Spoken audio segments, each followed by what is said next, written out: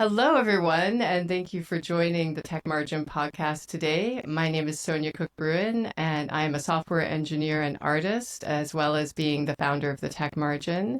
And I'm joined today with my co-host of the TechMargin podcast, who is also my co-founder of the AI Charm Lab, Mr. Christopher O'Connor. I will pass the mic over to you so you can introduce yourself and our esteemed guest today.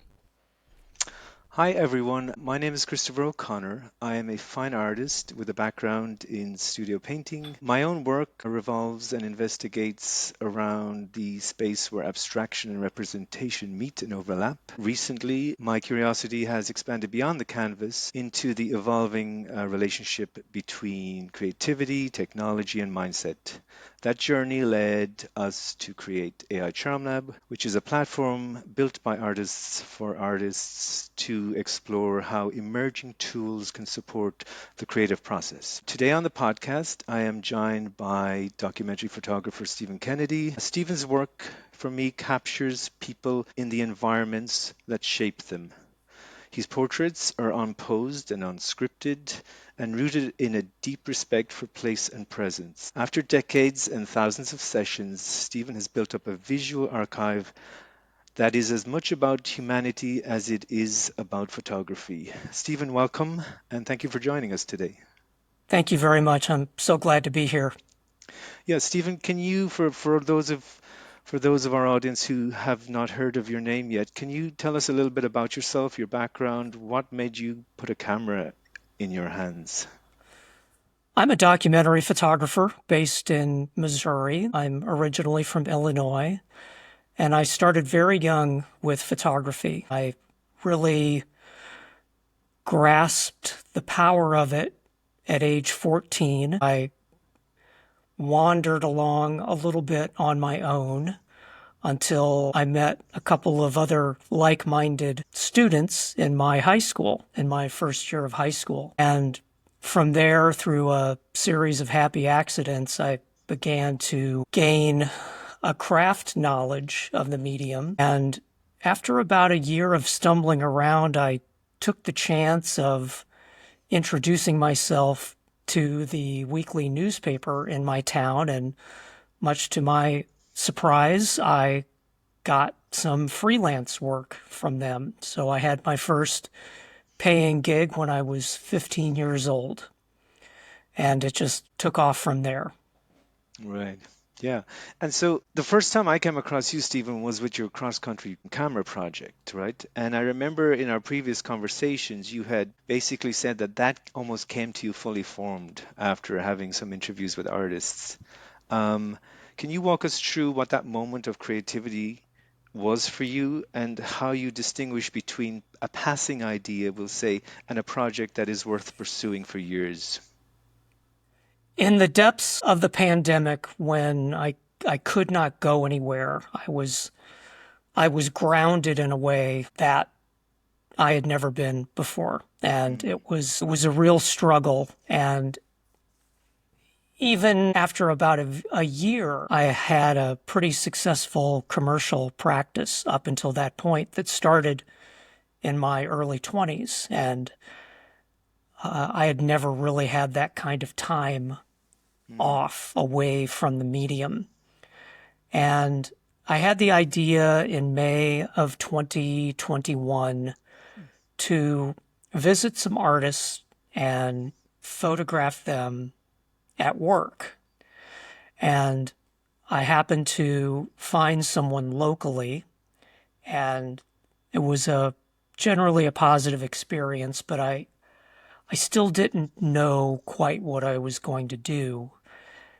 But over the course of 6 weeks, I photographed the first artist, and she recommended a friend of hers, and then that friend recommended a friend. And over the course of these 6 weeks and six artists, I happened upon two artists who worked together in eastern Colorado. And these two young women are cousins, and they paint murals on grain silos.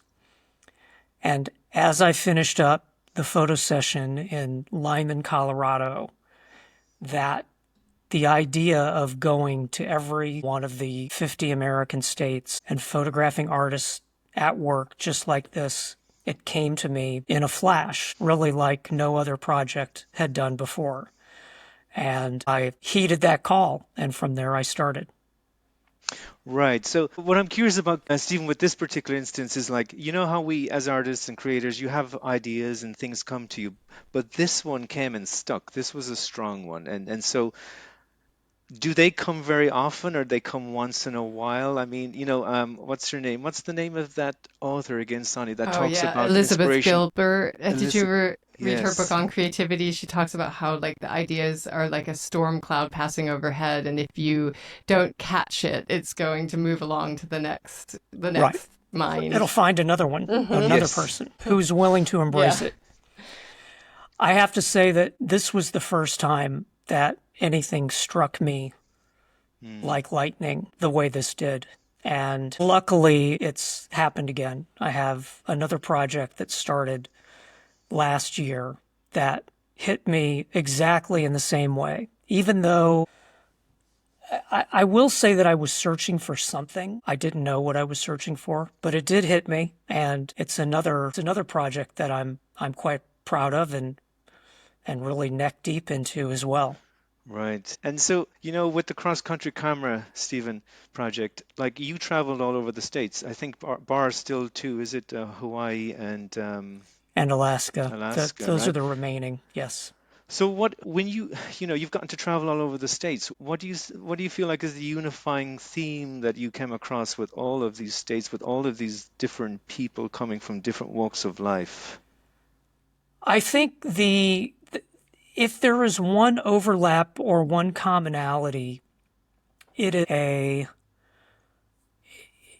each one of these artists that I've photographed. Now I'm just back from Arkansas over the weekend where I photographed the 155th artist. And every one of these individuals is moved by some creative force within them that has put them on a path, some with varying degrees of success, of obstacles overcome, commitment in and out of the practice, but they all have that inner desire to create and to put their work out there, consequences be damned. Right. Yes, yes. And so the overall picture with all of these artists, though, and with you as a documentary photographer, when you come into these spaces, what's your approach? Because you almost want to remain very much in the background, right? That is correct. I don't want to be an influence at all in the scene, in the place. I try to think in terms of how am I going to tell the story of this artist and their relationship to their workplace, whatever that may be, whether it's a studio, a workshop. Some artists who are a couple of muralists I've worked with outdoors. I want to have a narrative that has a beginning and a middle and an end. Mm, What is it about this person, this artist, that is unique to their particular relationship to their right. creativity? I'm curious, Stephen, how do you select the artists that you're going to photograph? Early on, it was mostly Google searches. It was the nature of this project is that it's self-funded. So Like all good art projects, right? right. They start out that So way.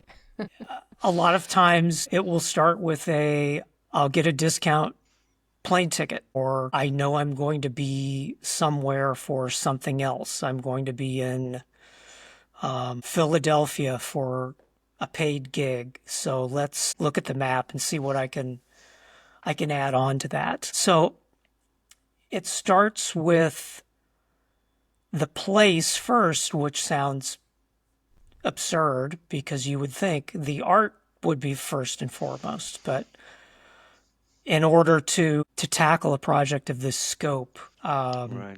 there are certain economic realities. Right. So it started with Google searches, and from there, it's now mostly referrals, although I do still find some people via an online search. So kind of the way you set out when you asked the two sisters, or the first six people who that you should go to next, and they were passing you on to the next.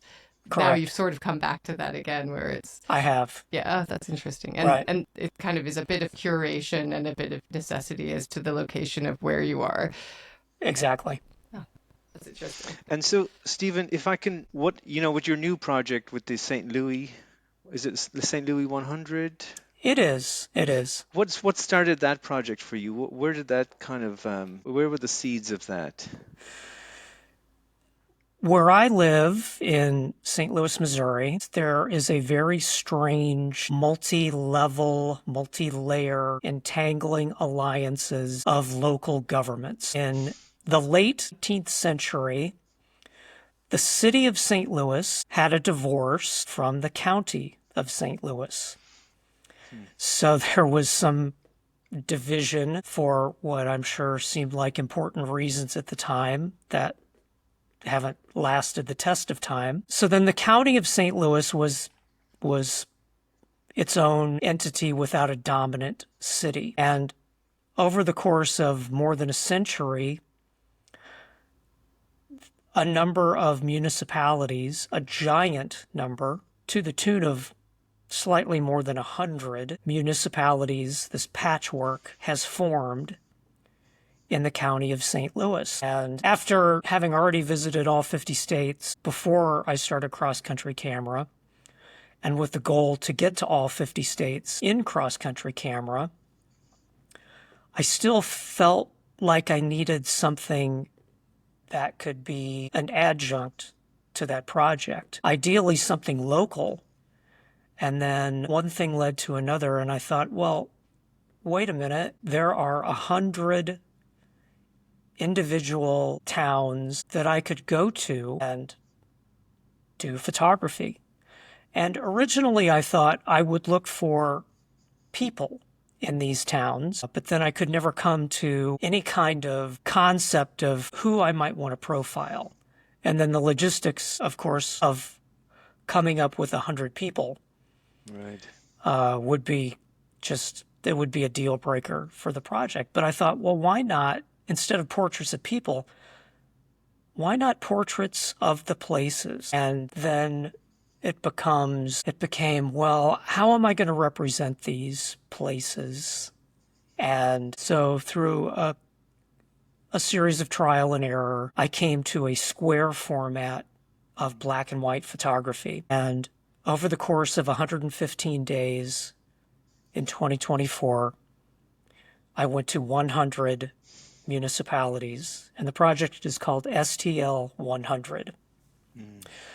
And I finished, I was excited, and then the next day I started all over again. So I'm now trying to return. I haven't been to all 100 again, although I've been to more than 50 of them again.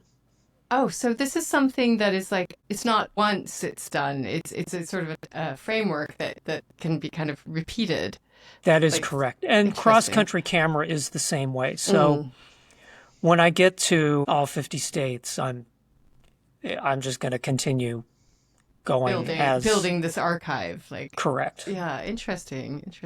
There's something very community rooted about this whole endeavor it's interesting to me that it was also born from the pandemic, which I feel like for all of us, that's the piece that we're still kind of wrestling with, is like what the pandemic did to our communities, what the pandemic did to the idea of community as a whole. Right.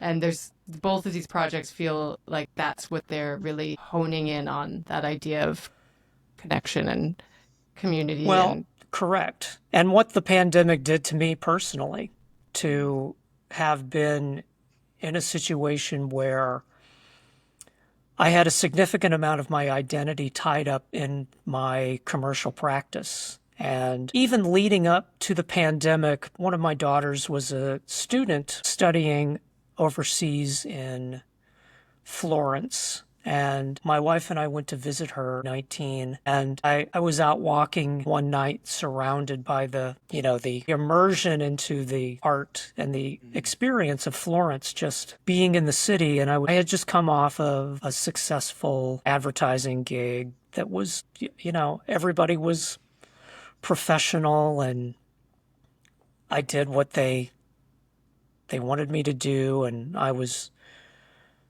rewarded handsomely for that. But I thought, well, how much longer am I going to do projects like this? I was had just turned, well, I guess I was 54 at the time, and had been a freelancer since I was 15. And I thought, maybe I should start thinking about what's next. And then, of course, I left Florence, and those thoughts disappeared. But then the pandemic hit, and they resurfaced. yes, and then that was what was next. And do you know what I'm curious about with regards to your St. Louis project, Stephen, is did you find any shift in your thinking from the first photographs you took to the last ones you took? Did you see any shift in how you looked at your project over the course of it? I did, and miraculously, luckily, that shift happened on the very first session. So I went to an artist studio. The artist is based in St. Louis. Her name is Susie Farron. She primarily works in fabric and textiles and has this just an amazing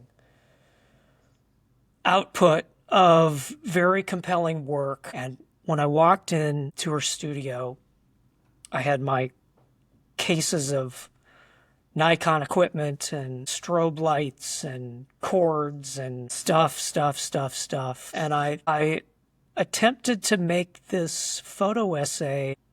I attempted to create it the same way that I would have done a paid gig.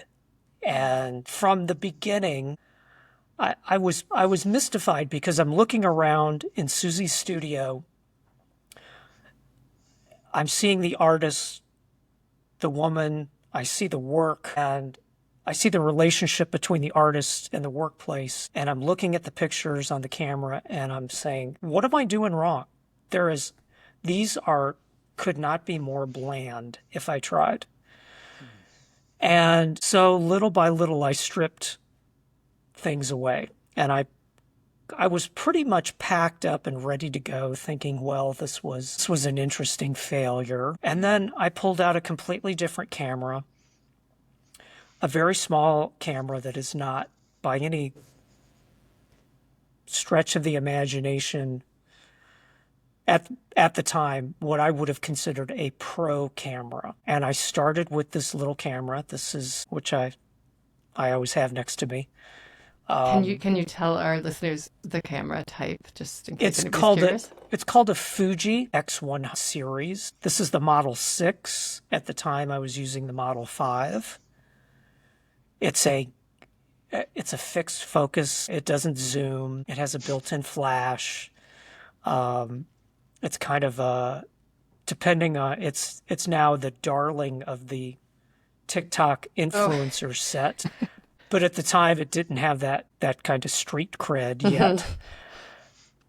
But that was the missing ingredient. The camera, I just started thinking differently. It's like I was saying, okay, now I'm not thinking about the equipment. I'm thinking about the narrative. I'm thinking about the story. I'm thinking about the documentation of this artist in her place where she's inspired, her most sacred creative space. And oh, what a thrill it is to be here. It was that moment that just where the shutters opened and the light. Well, first of all, I just want to call out the pun you just made. But also, it's so interesting to me that the tools that make photography so perfect and beautiful and precise in one context completely get in the way of the depth and meaning and connection in another context. Like you were saying, your professional advertising career when you're paid to do a perfectly polished photo shoot and everything has to be so just right. That's not the intent at all here. This is about the liminal space between you and the artist, and what you're seeing and what they're showing. And it's interesting that less is more here. And I wonder if that's like, did that teach you something in your creative approach in general? It really did. I have always been, or I should say, since becoming a digital photographer, which happened in 2000, I haven't shot any film since 2000. The first digital camera, the first photo shoot with the digital camera was a revelation because all of a sudden I was suddenly and instantly untethered from a photo lab. And that was a big deal. That was always the weak link in the craft chain. So little by little, I figured out that I needed less of everything. I needed fewer lenses. I needed fewer lights. At the time, I had an assistant who traveled with me because I had so much equipment. Since then, I've been whittling away at my kit that I carry. And now I'm at a place that is really unimaginable if I were to go back in time to say that everything I need is right here. And then the focus is not. Let me back up and say that aspects of the craft, which have been a huge, moat to swim across, to have all of the kind of equipment, to be able to do it with a smaller camera is really fantastic, which allows me to spend more time thinking about what I'm actually have in front of the camera rather than the camera itself. Right. And so, Stephen, when you go back and forth, we'll say from a digital camera to the one you have right in front of you, that's not a digital camera, right? It is a digital, yes. Is it a digital camera as well? It is, yes. But is there a difference in your thinking when you go from one to the other? I mean, that project, as you said, that almost felt like it was dead on arrival, and then just by changing the camera, something shifted within you, or was it something shifted within you first and then the camera? I think I was ready to have something shift, and I think the camera was the catalyst for that shift to emerge. For me to have a new tool that allowed me to abandon what I had before. Right. Not that what I had before, that there was anything wrong with it, but that now I can get to the heart of the matter in fewer steps, easier, quicker, lighter, more flexible. Right. And do you know that stage you went from, like back in, was it 2000 you said, or 2002, where you put down, we'll say, the old camera and you picked up the digital and you never kind of relatively looked back? Like what if you can remember, what was your thinking when you used to be able to develop film and you had to be in a lab, and the thinking as a photographer then, as opposed to when you got the digital, and what that was able to do for your thinking? What shifted there? Well, for me, I calculated one time that I had probably spent about 2,000 hours in a black and white darkroom. And I was highly skilled as someone who would spend thousands of hours. I was highly skilled in that craft aspect. However, I felt it was drudgery. It was tedious, was a burden. And the faster I was able to get away from that darkroom and work with professional labs, the better. However, the cost to use a professional lab and the cost for materials was substantial. When I had my photo studio many years ago, I would spend more money per month at the photo lab than I would on rent. So Right. to be able to jettison that was it was a dream come true. Right. Because, I think of, say, a visual artist and the expense that is involved in buying your canvases and paints. And I feel like sometimes that is an inhibition for artists to let themselves go and just be Right. creative. I know myself when I was younger, that was a consideration about how I produce something or how I make something. But with the digital camera, it's not like you can be careless, but you can be open and freer. Correct. Yeah. That's a great way to characterize it. In the old days, every time you push the button, there was a real cost involved. So Right. you walked the line between being judicious and experimental. And when you were feeling experimental, there was still that, that kind of harness that was kind of keeping you from going too deep. Right. Because you still, as you know, you still had to wait until they were developed, and then you're like, oh, darn, Right, exactly. those didn't work out. Yeah, I think it probably completely transforms your thinking about yourself as an artist and photographer. But what I'm also curious about is you are specifically a documentary photographer. What is that part of documentary? What does that mean for you? Why specifically documentary? I think there is, in the teens, 20 teens, the nature of my commercial work was highly polished, had a certain look and feel.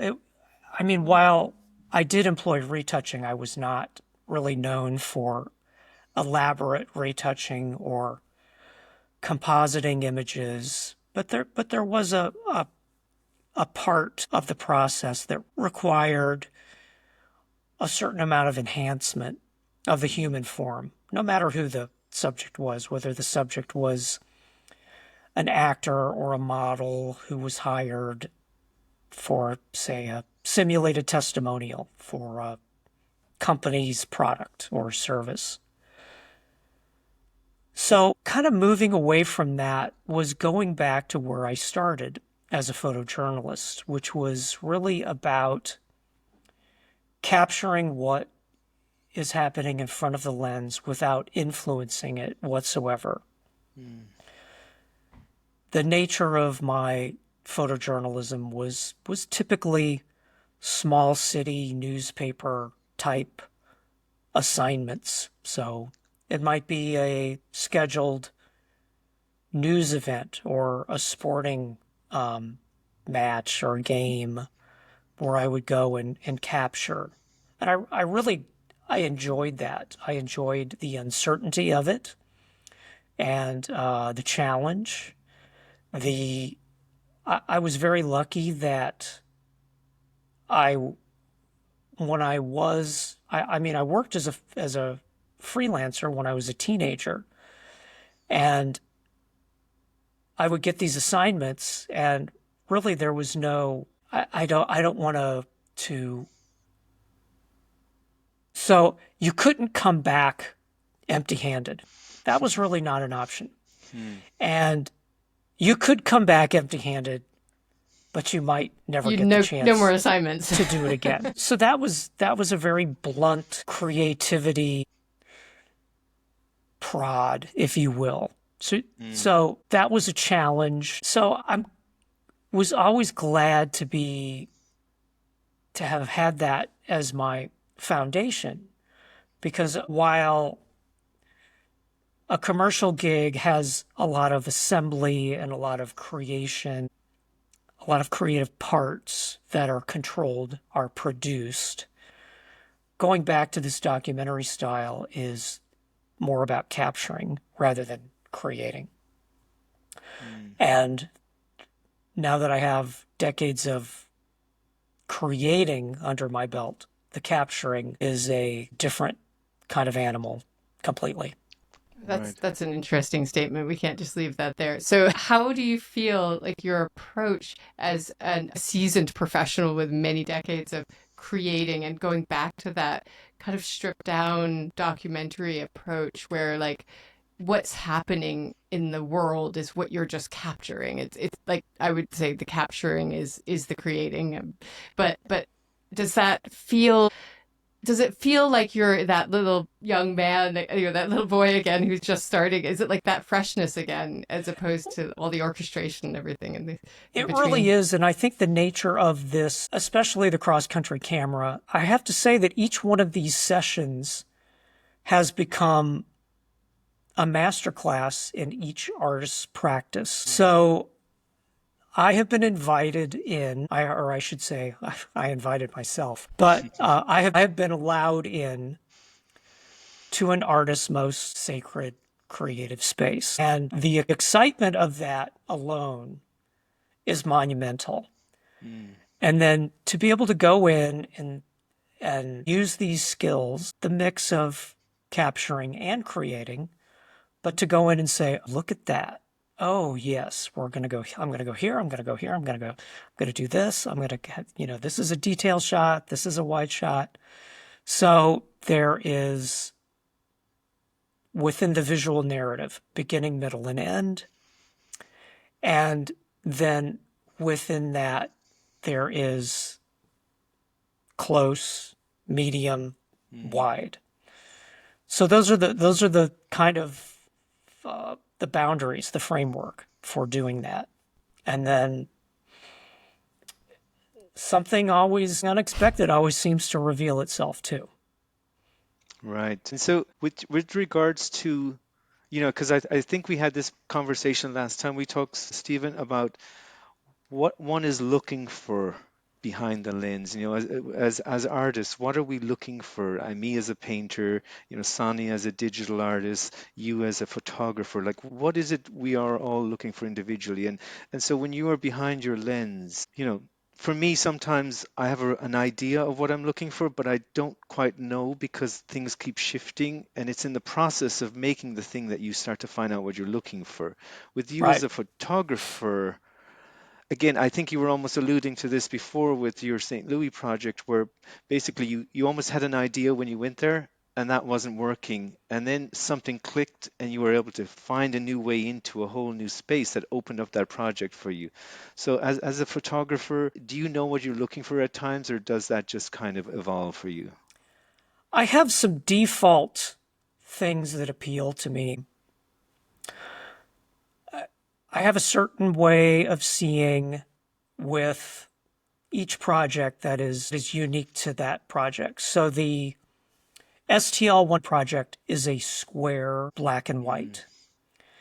So I start looking at the place in terms of the composition of how am I going to take the essence of this moment, this unique moment, this particular time, this particular weather, atmospheric condition. How am I going to strip out the color and frame this within this, this square? So I have a certain formality of thought in which I see a place. And with the artists, that's similar. However, it's all in color. And with the artist, it is a different frame. It's a 3:2 aspect ratio.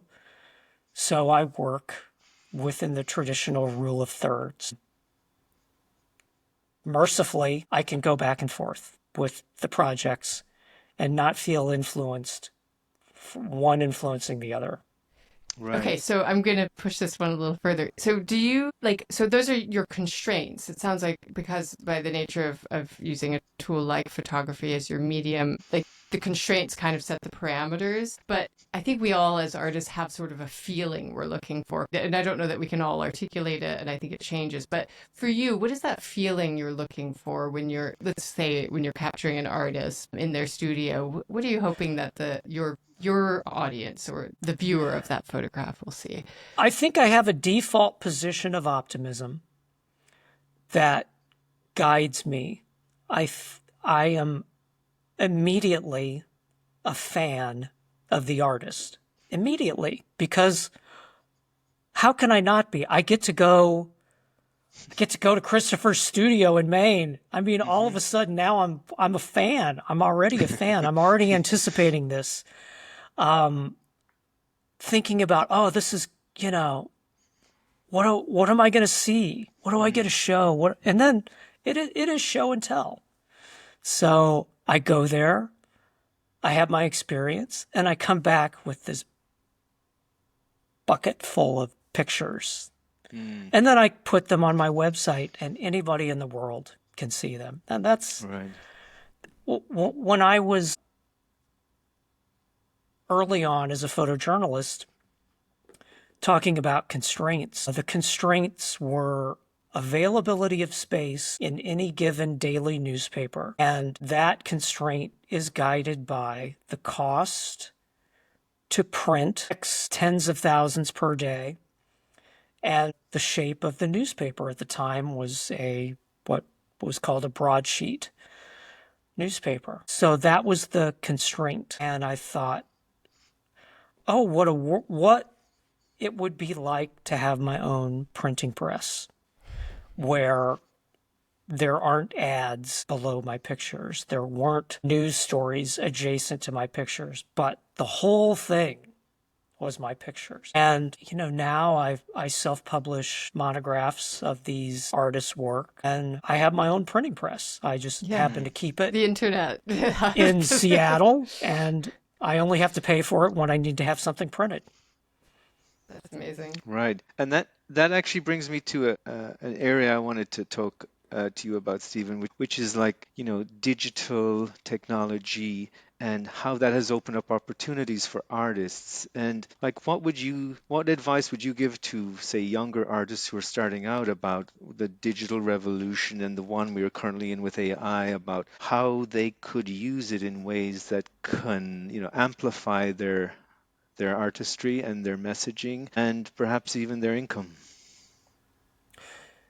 The digital tools have been transformational for me, and because as both a professional photographer and an amateur photographer, because sometimes I'm an amateur. Like everyone else, I have a phone and I take, zillion pictures of things for posterity as art, for documentation. Oh, how did I, before I take this thing apart, maybe I should take a picture of it so I can remember how to put it back again.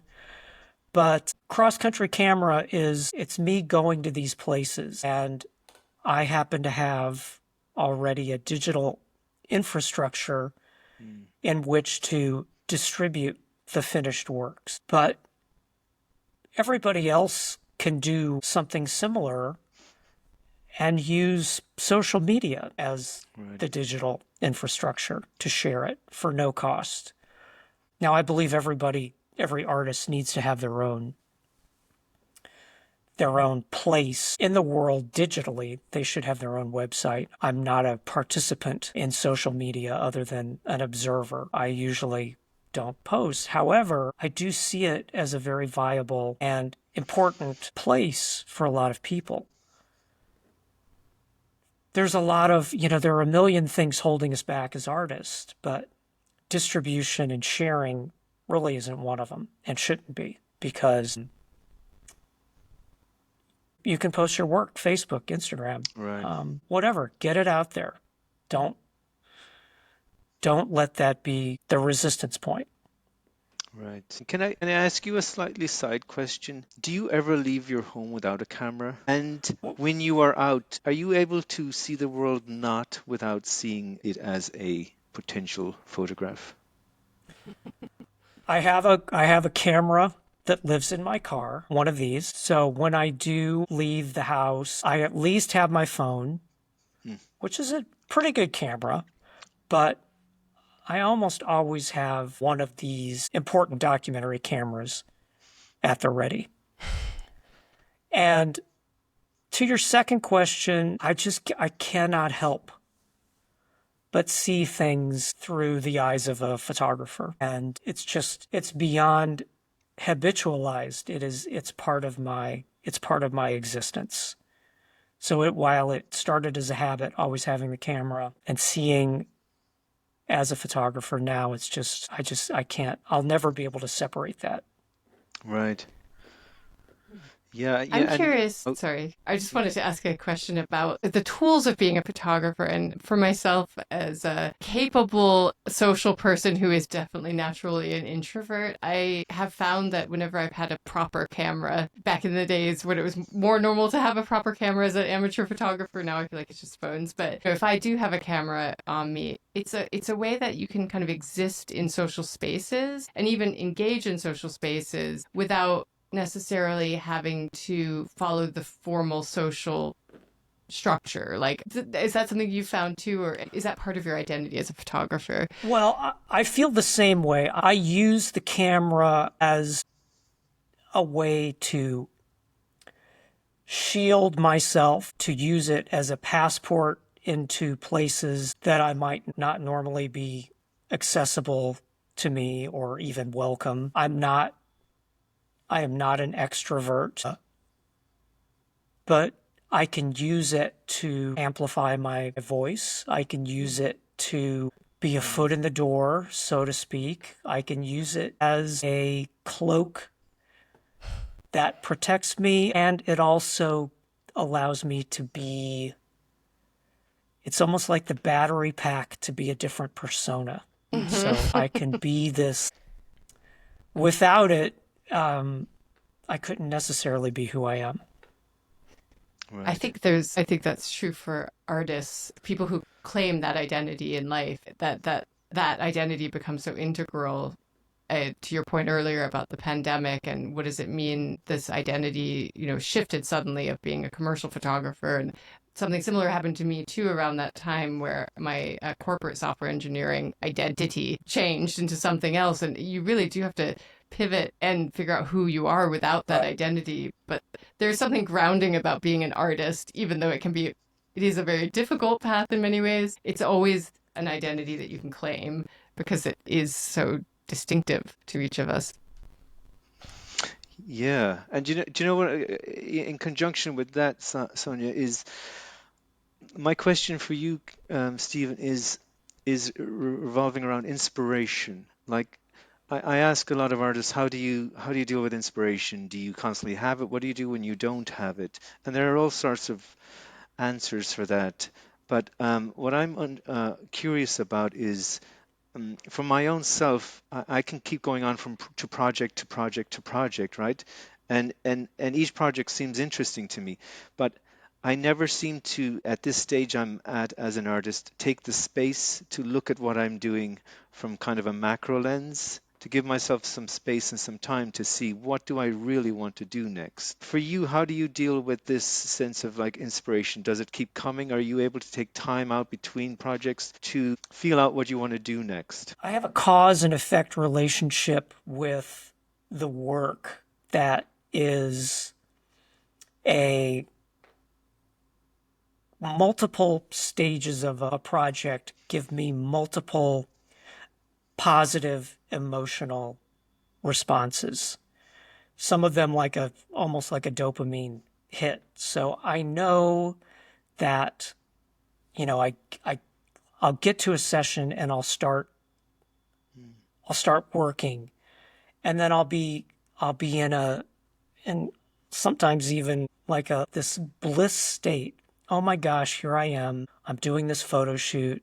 What a thrill it is. And then some time will pass. I'll go back to my studio in my office and I'll bring up the files and I'll do my edit and I'll do my digital treatments. And then that's its own, there's a craft aspect that I get a great deal of satisfaction.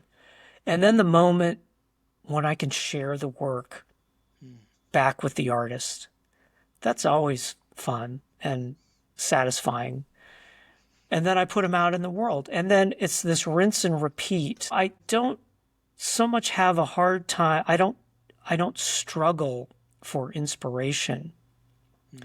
I only I struggle when I'm not getting that emotional payback, when I'm slow or I'm between gigs or I really need to get myself out there. The most positive part of the STL 100 project is that I can just, if I'm feeling like I need something, I can grab the camera and go. No hesitation, because the minute I walk out the door, I'm 5, 10, 20, I'm no more than 25 minutes away from the most distant part of St. Louis County. I can be in that project Right. immediately. And that's just great. That's just feels so good for me. So you've devised at this point systems to keep a constant flow of dopamine hits from your art. That seems like a good approach to life, actually. There definitely are systems in place for that. And I do believe in systems rather than, waiting for that knock Right. of, that inspiration knocking at the door. And what I'm curious about too, Stephen, is with your projects, especially Cross-Country Camera and STL 100. These are long projects. These are like there's a significant amount of time invested. Like, how do you deal with the mindset that is required to have the stamina to see that through? I guess I learned early on that these things, while they do take time, there are multipliers that once you get past a certain threshold, then the thing, whatever that may be, can start to run on its own. You get you crank it and crank it and crank it, and finally you get a little bit of speed going. And it's a lot easier to maintain momentum than to get it going from a full stop. So I've had a number of projects along the way as a professional photographer that were precursors to this. I, had a lot of trial and error and made a lot of the mistakes that I didn't mercifully repeat with these big projects, that essentially I got out of my own way and let them be themselves. Right. And I was noticing with the STL 100 project, those images, and especially with the square format, when I look at them, it's funny because you know how you said the cross-country project kind of just landed there almost somewhat formed for you, like it was a bolt of lightning. These particular images to me, they almost look like they were fully formed that way. They came like that. Like they are very definite. They are very fully formed already. It's almost like you turned up and you captured that something, but not everyone would see that at all. They're very Like definite feeling. like you knew where you were going, even though there obviously Mm, was a happenstance to it. Like your eye, what you captured. yeah. I'm fascinated that you see it that way, because I wish you could have been with me for about 80% of these, where I'm in the town, I'm in the boundaries of the municipality, and I'm out of my car, I'm on foot. I thought I saw something, didn't work, because there was a lot of uncertainty and a lot of what's this going to be? Mm, And the nature of that project is that there's a more of the craft element is a much more important component. That I've taken these three-dimensional environments, compressed them to 2 dimensions, and have made them monochromatic. That allows me to a lot more leeway in finding something visually compelling, something maybe beautiful, maybe not so beautiful, yet has a certain truth to the place. I don't claim to be objective, because I don't believe the medium can ever be objective. I have a point of view. I can't help but have a point of view. And so at some point, I am a resident of the county, but I'm also a bit of a tourist in some of these places. So there's a lot going on with me, both observing and also learning about the place. right. Where do you see these projects evolving into, or how do you see them like elongating into almost like over such a long frame of time that they almost become something else and kind of fold in on top of each other. Is that something is that something you see or envision, or it's just kind of you're going with the flow here because there's a connection to these projects? I am completely going with the flow and living in the moment and not thinking past these certain milestones. The milestone, oh, I'm going to go to all 100 of these towns. Oh, I'm going to go to 50 states. Beyond that, I don't know. Cross-Country Camera has now, again, because I was opportunistically or not, I was in London in January, and I photographed 2 artists there. Uh-oh. Yeah. New project. So now Global. So now it's can't help but be bigger. Pan-Atlantic camera. Is your wife getting very worried? If she is, she hasn't said so. Or excited about travel. Or excited about travel? Yeah. I think she enjoys travel as much as I do. And she was just with me on these last 2 sessions that took place over the past weekend when we were in Arkansas. But, it's still, she has a sense of adventure that is very admirable. And she's extremely patient, which is That sounds like a good match, you guys. very much so, yeah. I'm really curious, just to pivot a bit. You have such a wonderful, I think a lot of people go through their career and they lose the ability to have beginner's mind, and they lose the ability to embrace curiosity. Maybe they get fixed in something that works, and, there's lots of reasons why we can get stuck, right? So as somebody who has that, you embrace uncertainty. That actually seems like it's part of your brand of like the kind of magic that happens in the uncertain parts. Like you don't know what's the studio going to be like? Right, Is it going to be a Francis Bacon studio or a Lucian Freud studio? Right. Like that uncertainty feels very connected to what Christopher and I have been experiencing, exploring AI as a tool for artists. And I'm curious what your take is on that, if you're exploring in that space. My explorations have been very limited to the things that I can do within my Adobe subscription, a little bit of Mid-Journey experimentations, specifically visual creations. And I look at some of the ones that rely, they putting in a text prompt, and I apologize, I cannot remember the Adobe tool's name at the moment. Oh, Firefly? Yes, Firefly. So I'll go to Firefly and I'll put in a couple of verbal, text prompts, and I'll watch the results come up. And I'll look at some of them and I'll say, okay, that's interesting, that's interesting, that's interesting. Wow, look at that. It's like seeing, if you're a magician and you go and you hang out with another magician and the other magician shows you a trick and you say, oh my God, how did you do that? Mm-hmm. How did that happen? Right. And then the magician tells you how it was done.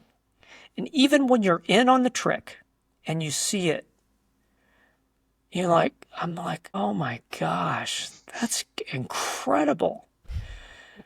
Now, that said, I'm fascinated by it, but at the moment, it does not interest me as a tool of creation.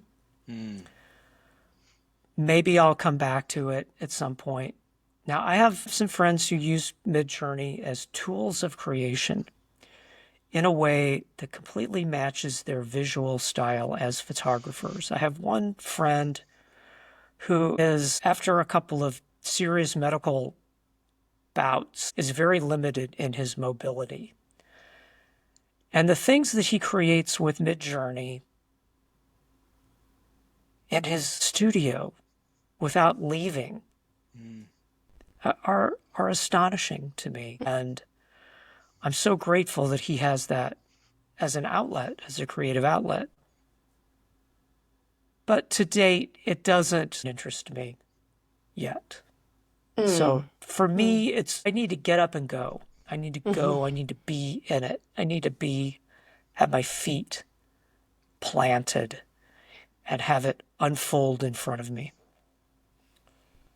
And you also, Yeah. Stephen, I associate you with needing, if I should say needing to engage with people. You know, that interaction between people, that stranger on the street. There's something about that interaction with the human. That really means that is a very important and integral part of what I do, Right.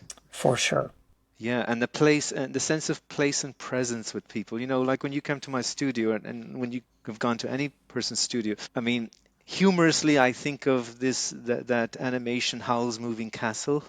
I don't know if you ever saw that, where Howl is having a tremendously bad day and he's going through his castle, and the whole room takes on the atmosphere of Howl and how depressed he feels or how down he feels. And like that was an exaggerated impression I was having as you were going through all these artist studios where they all have, like, in the studio an essence of the work the artist is making. The environment has taken on and become part of the extension of the work they're making within that, and how you walk into this space and you almost just look around and going, okay, how do I work within this space? How do I almost be Right. here and yet not? Well, and that's that each one of these is a creative challenge. And so many of the artists who I've originally queried, and, we would, before being allowed in, I've had a few artists say, well, I have a very modest home studio. It's just a room here, or it's just a segment here. Or I have a 10-foot by 10. This is one of the artists in New York City. He says, I have a 10-foot by 10-foot space in a similar to a WeWork environment. And I said, I promise you, I'm going to see this with fresh eyes. In fact, that was an incredible space because he works on the floor. And I walked in and it was really like a WeWork, thinking he has the smoked glass doors, and he slid it open, and it's like, it's like, I'm like, oh my Like God, the sun is inside. yes, it's so great. And he's like, I'm so sorry, it's so small. I'm like, oh, this is an embarrassment of riches. Oh, that's such a wonderful lens. I feel did that project in particular like open more compassion, like, or were you already very compassionate having photographed so many subjects over the years? It just feels like such an intimate experience doing the artist. Leading up from the pandemic, a lot of my paid work was photographing what people in the business call real people, which is a person, not a model, not an actor, not a portrayal, but, the real person. A lot of times they were kind of corporate in nature. So this is the vice president of finance, and this is her office. So I would have to take this person and make them look as professional and comfortable to bring out the confidence in that environment. And that was always a creative challenge, which I really relished.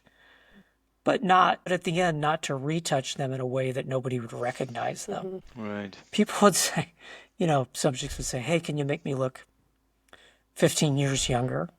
And the truth is, I could make you look 30 years younger. I could make you look like a toddler.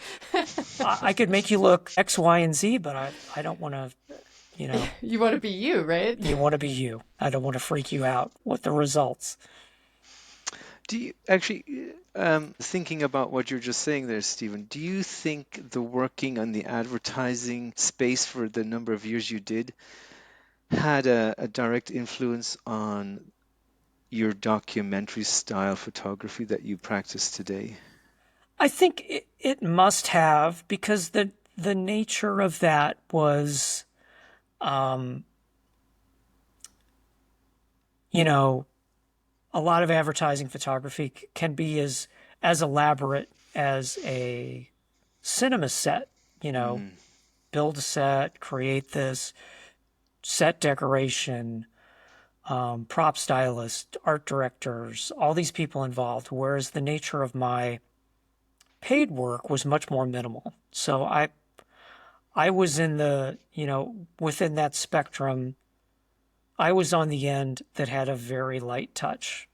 So not taking an existing environment and making the best of it and Right. making it visually compelling without a heavy touch. So yeah, I guess so to an extent. Although, I mean, for me, I can't. I'll go into an artist studio and I will immediately be enamored with the place, no matter what. I'll find that aspect of it that is, very visually compelling.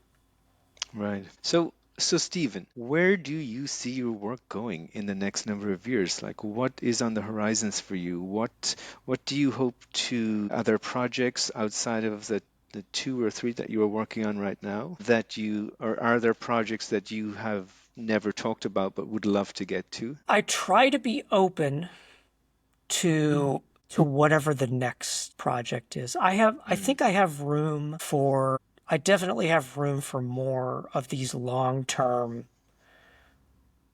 complicated projects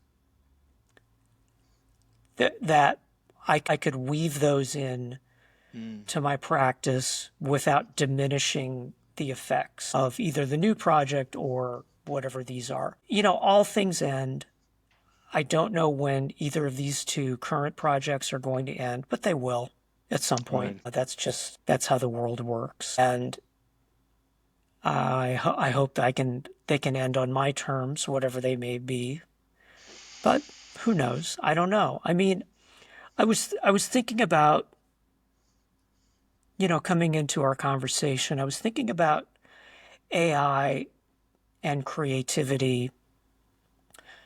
And I'm, at my stage of my career and at my age, I'll be 60 this year.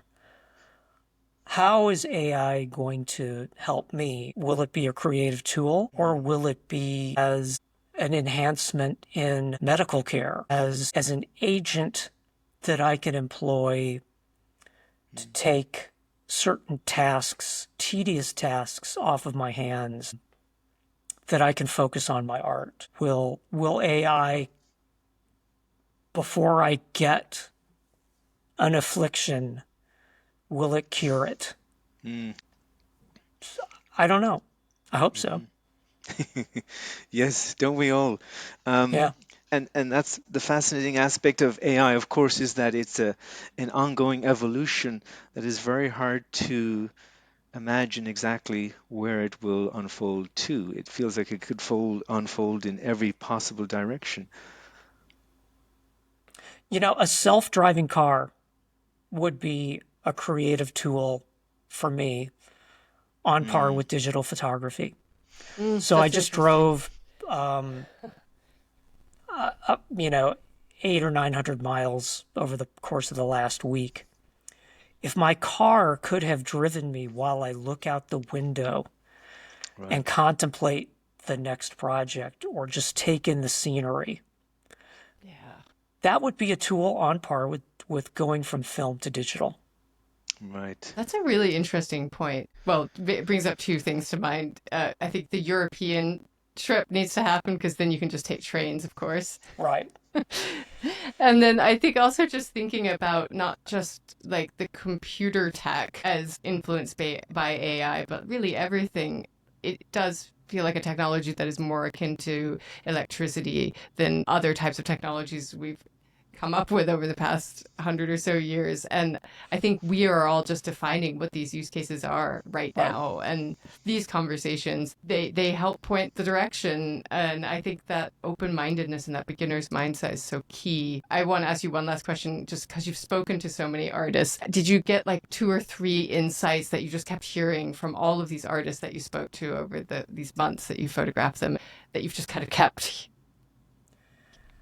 I think everybody has this, and all of these artists are at different stages of their careers. And it is really like a bell curve where you have this kind of fat middle of people doing art as a career. And then you have the emerging people on one end kind of hanging in there or whatever. And then you have the wildly successful with these just incredible successes, practice, and you look at their work and you're like, oh, I'm not surprised you're wildly successful. But I think there is this, everybody has been able to act on that almost primal desire to create in their own unique way. That's kind of the one insight. One of the things, I went to Catholic schools, and there was, of course, there's always, they want to keep it going, so they talk about the calling, which is being called to a life of religious vocation. And that, for me, it would be, are you listening, Stephen, to potentially be called to the priesthood? They said that to every boy and every girl. They would say, are you being called to a life of religious service as a nun? I think there's a secular calling to the arts, and I was not being called. I had a calling, but it was a calling to the arts, and I was lucky that I did hear that, and I did heed that call. And for a lot of people, that they get that attraction to the arts, that call to the arts, and they can't act on it. A lot of the artists came to it late, second or third careers, came to it after setbacks, failures, and other things. I'd like to be able to tell people, you may be being called to the arts, and think about how you can clear the path to make that happen. Because believe it or not, a lot of people have made that happen. And here are 155 ways that these individuals who I've met have done it. Right. That's it in a nutshell right there. Yeah, take that first Beautifully step. said. Yeah. Yeah. Well, did you have any questions for us, Stephen? I don't. I was so thrilled to meet both of you and experience Christopher's works. And, again, we're back to the magic trick. I could kind of see how I could see here are the finished paintings. Here's one in progress. And then, you look closer and like, oh, isn't that fascinating how he does that? So that was great. It was great to meet both of you guys in person. Yeah, likewise. Well, likewise.